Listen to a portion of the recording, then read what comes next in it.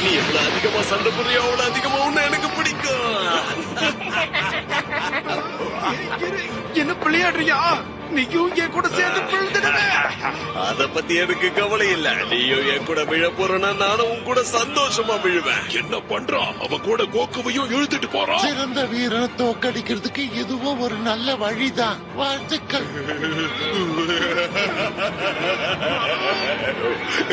நீயும் என் கூட வந்துடு. நாம ஒன்னா சேர்ந்து வேற உலகத்துக்கு போகலாம். உன்னை விட்டுட்டு நான் வேற எங்கேயும் போக மாட்டேன். நீ தனியா போய்க்க.